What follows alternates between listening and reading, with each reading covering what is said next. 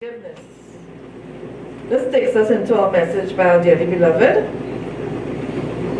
Martin Bernard, whose message is entitled Forgiveness is an Inside Job. Forgiveness is an inside job. So now we'll hear from our minister. All to you, Martin.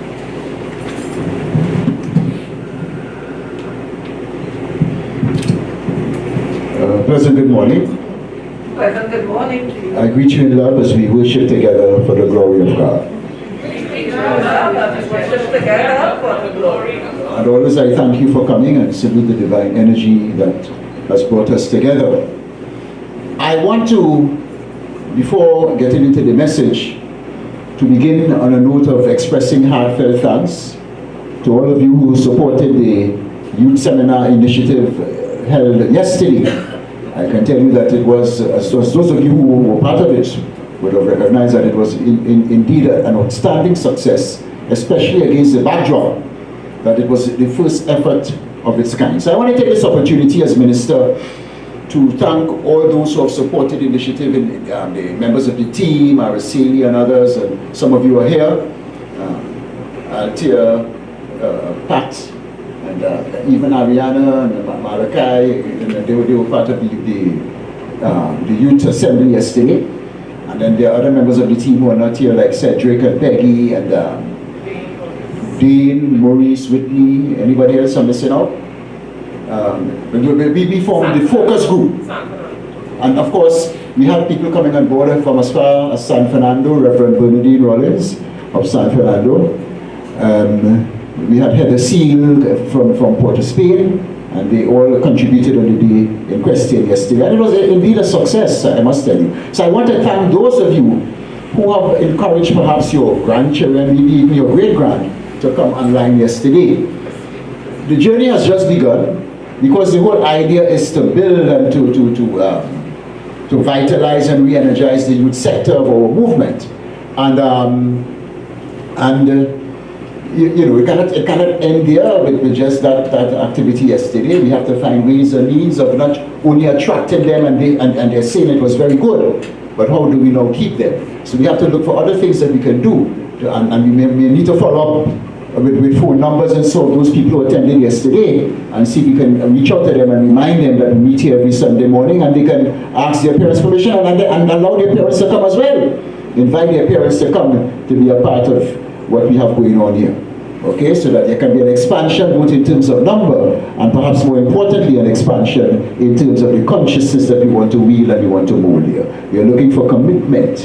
People who will come and will be on board and will continue to be on board with us here at Unity Center for Holistic. If we believe that we're doing something good, then there must be that commitment in order to demonstrate and to reflect that.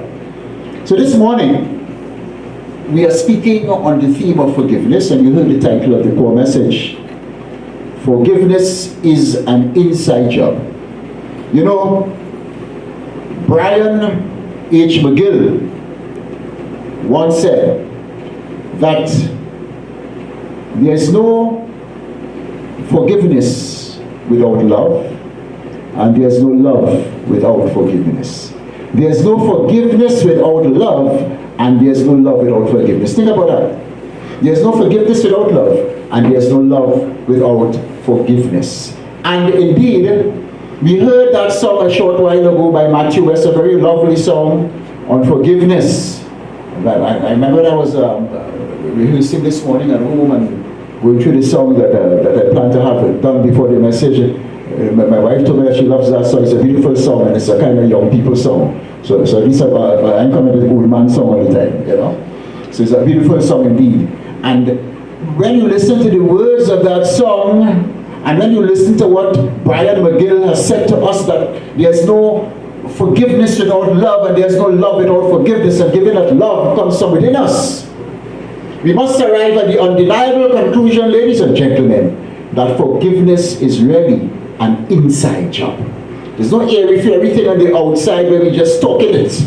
We've got to walk the talk, recognizing that it comes from deep within us. Forgiveness is an inside job. And in fact, my message this morning has also been prompted by the lesson in today's release and renew booklet, in our Lenten booklet, which was authored by Reverend Beatrice Bell of Argentina.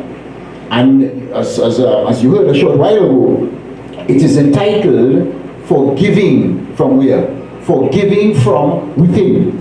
Forgiving from within. This is from outside, Forgiving from within. So that indeed confirms and endorses and reinforces the notion that forgiveness is really an inside job. And she makes a very important point in the lesson today, as was read, that forgiveness is not something that you have to do by yourself. You don't have to do it by yourself. And Jesus showed the way. Jesus, who was crucified, Jesus who was so condemned and vilified by some of his own people when the time came, what did he say? He turned to the Father and was read by Ariana and also read in the booklet today. In Luke 23 verse 34, he said, Father, forgive them, for they know not what they do.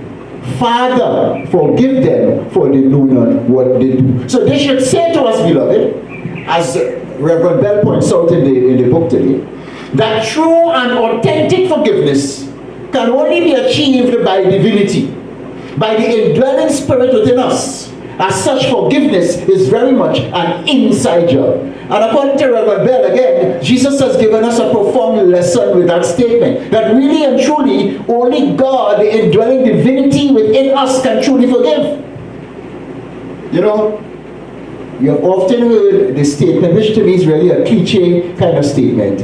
And it's a statement that one of my elder sisters is always alluding to.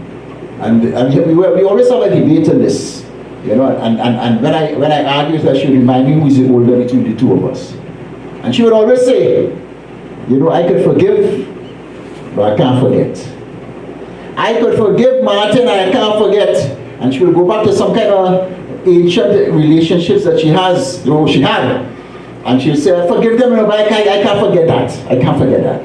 And to me, in my humble opinion, that is not true forgiveness. That is really tantamount to holding on to a grudge. As the young people would say, that is really tantamount to toting. That is really tantamount to toting. You're still holding on. So even though you say you forgive, you're still holding on. Because you say, I forgive, but I don't forget.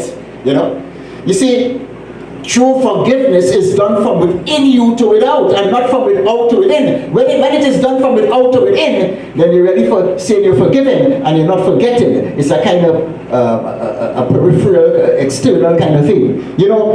As another writer and thinker once said, Albert Brong said, a life lived without forgiveness is a life lived in the past. A life lived without forgiveness is a life lived in the past, because you're still holding on to the past grief and the past hurt and the feelings of resentment. You're not really ready to let it go. So you say you're forgiven, but you didn't forget it. True forgiveness is an inside job, for it is a cleansing from deep within yourself. It is an inside job because it's a cleansing from deep within yourself, a total releasing, an inner process by which we release, we let go, and let God, as the source of love, take control.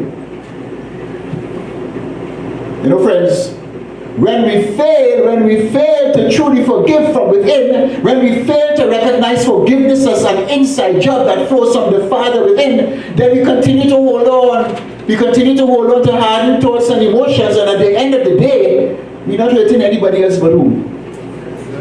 Huh?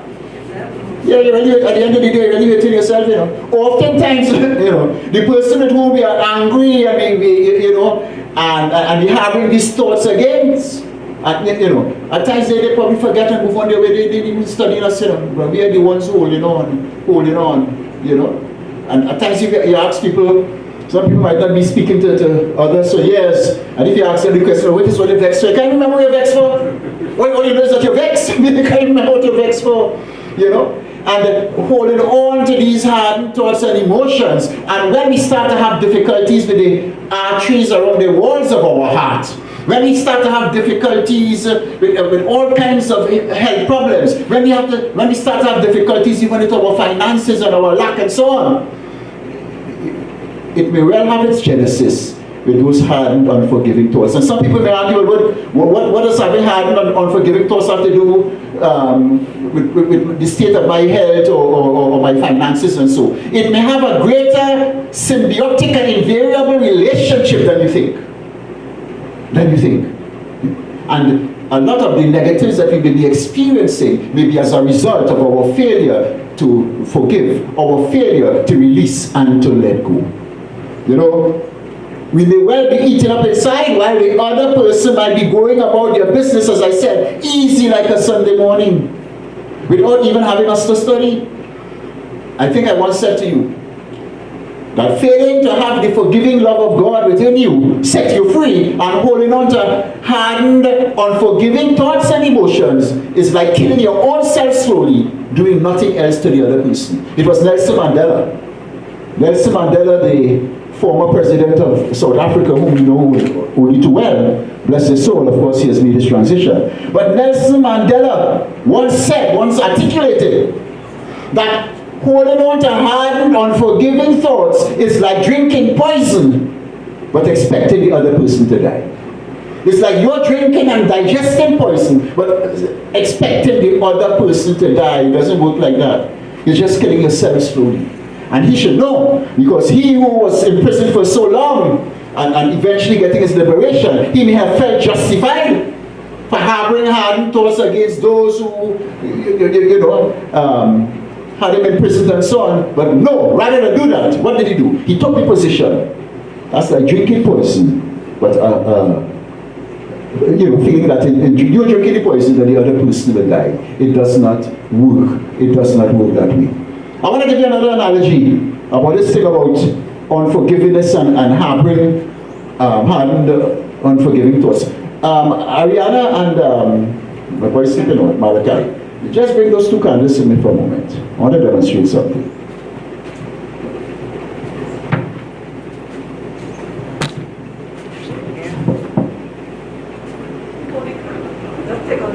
Yeah.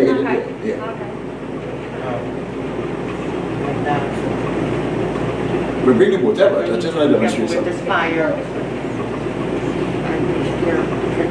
This fire. I don't want to get burned. Listen, man, give me one of them and one, but we'll hold on to the other one. Alright? And just come a little closer to the other one. Keep your mask on, of course, but I don't want to go into your face. Right. Look at this. Compare the two candles, eh? So with a huff and a puff and an annoyed and a vex and a blow the other person candle out. What does that do to my candle? Nothing. So blowing somebody else's candle off does nothing to make yours brighter. Blowing somebody else's candle off does nothing to do yours to make yours any brighter or to make yours any better in any way. It remains the same. But we might begin to dim to. You know? So this is the point I'm making. So that huffing and puffing and fretting over what somebody has done to you and holding them in bondage, and you're blowing, you feel that you're blowing off your candle when you blow off the top of your head, is doing nothing to enlighten yours. Does that make any sense? It does nothing to brighten yours. It does not. Thanks a lot. Thanks a lot. It does nothing to brighten yours. So when we align ourselves, beloved, when we align ourselves to the Spirit of God within us in our moments of prayer and meditation as our source of love and forgiveness, we don't just free up the person whom we have been holding in bondage, we free up who? Ourselves. In freeing up the other person who we are holding in bondage, or we think we are holding in bondage, we are really freeing up ourselves, ladies and gentlemen. And it is for this reason that a common and popular affirmation that we use is what? That the forgiving love of Jesus Christ within me now sets what? Me free. Me free. Emphasis on the word me. The forgiving love of Jesus Christ now sets me free. Because you're already setting yourself free from the bondage that unforgiveness will cause. And maybe we could take this opportunity to affirm that right now. The forgiving love of Jesus Christ now sets me free. The forgiving love of Jesus Christ now sets me free. So friends, as again Reverend Bell points out in today's lesson, let us accept that to truly forgive requires divine help, requires divine intervention. A help that comes from deep, deep within yourself. And let us have the strength and the courage to ask the indwelling Spirit for it. Let us without hesitation ask the Spirit of God, the Christ in us, to forgive, recognizing that true forgiveness is really an inside job. Forgiving from within. As we say, Father, forgive them. Father, forgive them, for they know not what they do. You know, whatever you receive that someone has done to you, at times it might be so offensive that if you're really depending on your own human efforts, like my sister might not really say, I'll forgive, I can't forgive, you really can't forgive me. You have to really depend on that Spirit within you know, to do that, to propel you to do that forgiveness, you know. And when you recognize God, the Christ in you, as the true infinite lover doing the forgiveness, then it really becomes an inside job. And forgiveness then becomes increasingly easier. And your burdens become lighter, because you have been relieved of the heavy burden that unforgiveness will cause. You know, I would want to suggest to you, it may be debatable, but I want to suggest to you what I say, that you may find it easier to love than not to love. You may well find it easier at the end of the day to forgive than to harbor and continue to harbor unforgiving thoughts, because you're just fussing yourself, you know, and getting yourself more and more stressed out with the unforgiving thoughts. But I am too blessed to be stressed. Let's hear that. I am blessed to be stressed. So why would I hold on to unforgiving thoughts and just stressing out myself and crawling and eating up my own inside? The Christ of your being is always inviting you to cast your burden upon me, for my yoke is easy and my burden is light. And I in you, I forgive all hurts, all pains, all regrets, all sorrow, and set you free. And who the Christ sets free, as we often say, is freely. You know, there's a story about two Zen priests, and you know, as a Zen priest, you're in a particular elevated position. You're just a minister now, become Reverend. You're high up on the pedestal as a Zen priest. You teach other priests, so to speak. So there's a story of two Zen priests elevated in their positions, who, starting a journey one night, came upon a woman lying injured at the side of the path, at the side of the road. And it was lonely and it was dark. And one of the Zen priests, elevated ministers, picked her up and carried her on his back until they came to an area where she could receive some help. And you know, and so they left her there and they continued on their journey very quietly. But then as some time went by, the second priest turned to the first one and he said, I don't think it was right for you to carry that woman on your back at all. No. And that's why I'm so quiet, because I'm very upset with you. You're an elevated man of the cloth. How could you carry a woman on your back? What if some of your followers had seen you doing that? And they would have thought all sorts of things and all sorts of reasons why you're carrying on your back. That is totally unacceptable. The other replied, very simply, I carried her on my back for 10 minutes, but you, my brother, have carried her for hours. You have carried her for hours. And this is what we do when we hold grievances. Carrying them on our backs results in ill health, in poverty, in difficulty in human relationships that blocks all of our creative flow. And that's all that it does.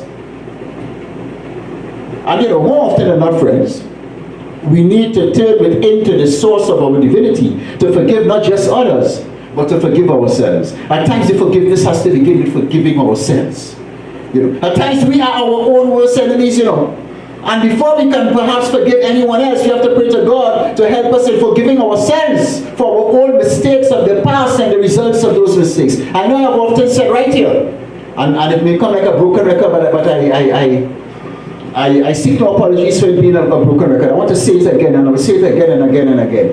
Mental institutions, not just in Trinidad and Tobago, but the world over, are filled with many people who are suffering from a sense of guilt, who cannot forgive themselves for their mistakes of the past and the results of those mistakes, who cannot forgive themselves for their past transgressions, and because of that guilt and hurt feeling that they are carrying, because of the things that they have done in the past, it affects the quality and the integrity of their mental health, of their mental status. Believe it or not. Talk to any psychiatrist and they'll tell you that. You know, I can tell you of a first-hand experience. Excuse me. I remember many years ago, this may well be about 40 years ago, when I was one year old, I guess. When there was this friend of mine who was going on I think it was his birthday, if I remember correctly, was going on a beach line at Maracas Bay. And well, for some reason I could not go, but he invited a colleague of his to go on the line. And at first the colleague wasn't too willing to go, and then I think he encouraged him, come on man, come on the house and let's take a line, man. And of course there had been young men at the time, probably in their 20s and so. And so the colleague went along with my dear friend. And as it turned out, however, that colleague who eventually accompanied my friend, who encouraged him, he drowned at Maracas Bay that day.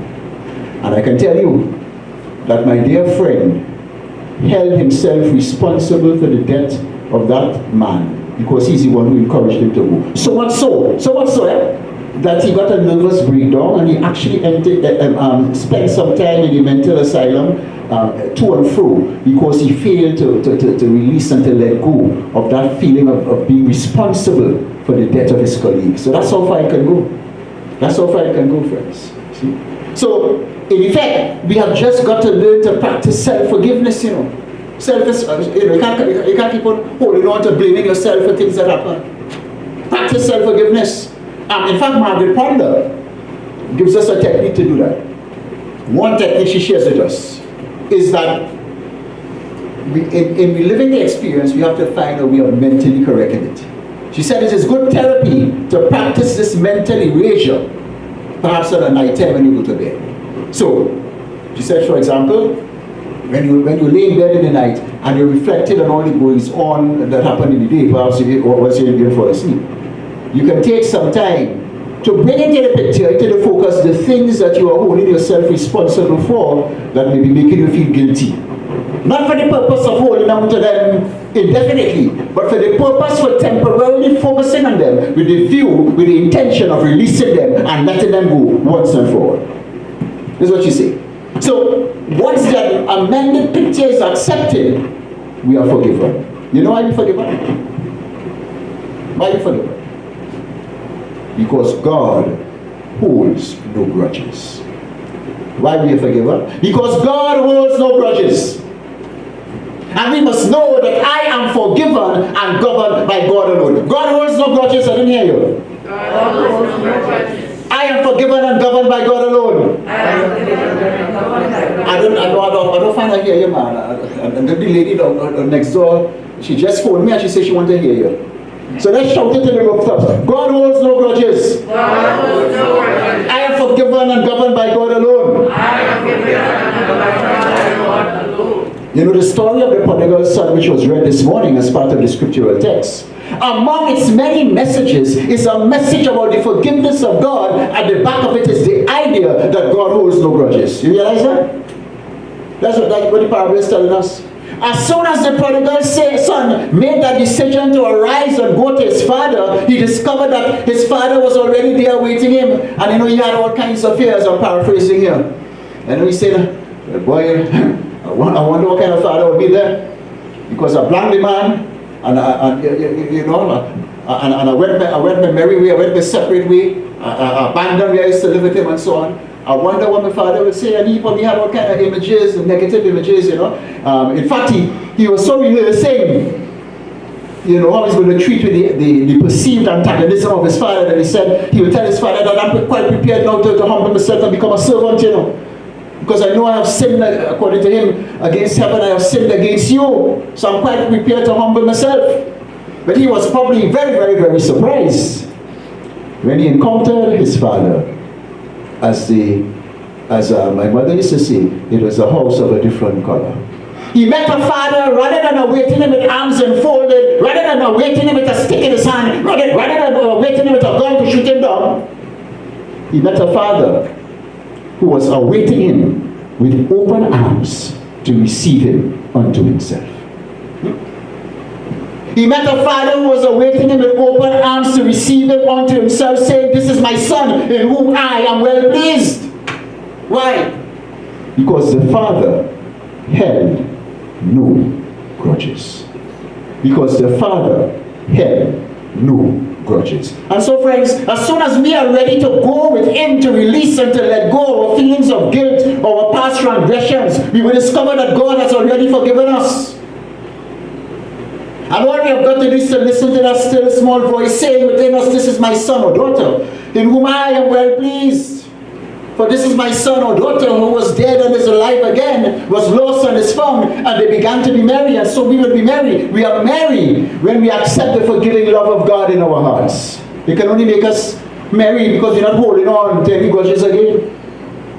Perhaps, friends, we feel we have hurt others, so okay, that we have transgressed. But the fact that we recognize our mistakes and would not willingly repeat it is proof that God has forgiven us. Often, we are less kind to ourselves than we should be. As the daily word of yesterday, I think it was, made mention of. We are less kind to ourselves than we should be. Some persons carry and harbor feelings of guilt for incidences that may have taken place years ago, as my dear friend I told you about. And they have been existing in a far country in a sense of separation consciousness from God. A sense of separation consciousness from the Father. But when we, beloved, we make the decision to arise and to go to our Father, to rise above our feelings of guilt and bitterness, we will find that our Father has already said yes to our forgiveness. So, what am I really saying this morning? I'm simply saying that this business of forgiveness as an inside job exists really at two levels. Firstly, we have got to seek the Father's intervention in forgiving ourselves for our own transgressions and perceived transgressions. And then secondly, we have got to seek the Father's intervention in forgiving others. For it is only in and through him that forgiveness can become your reality and your reality and your reality and my reality, friends. And then we are truly healed, prospered, and blessed. We may do well to be guided by some of the other words of the ascended Master and we show Jesus Christ, as far as his pronouncements on forgiveness are concerned, apart from what we have already stated. He tells us, for example, in his model prayer, the Lord's Prayer, in Matthew 6, verse 12, and forgive us our debts as we forgive our debtors. Speaking to the Lord, to his Father. And then further, in verses 14 and 15, again in recognizing the Father as the source of forgiveness, he says, for if ye forgive men their trespasses, your heavenly Father will also forgive you, the Father doing the forgiveness. And then in verse 15, but if ye forgive not men their trespasses, neither will your Father forgive your trespasses. And so, friends, remember in this process of forgiveness as an inside job, who the true forgiver is. The Christ in you, the Christ in me, the Christ in all of us. As we join our waysure in forever proclaiming, as he did in Luke 23, verse 34, Father, forgive them, for they know not what they do. And as my dear friend is sitting in front of me, Martin Horsford will always remind us to say and to pray. I've never forgotten this. He has always reminded us to say and to pray, Father, forgive them, for they know not what they do. But Father, forgive me my error thinking too. And that is so important. Self-forgiveness, even as we seek to forgive others. Let's become quiet for a few moments as we gently close our eyes. My dearly beloved Harry, I put on something different.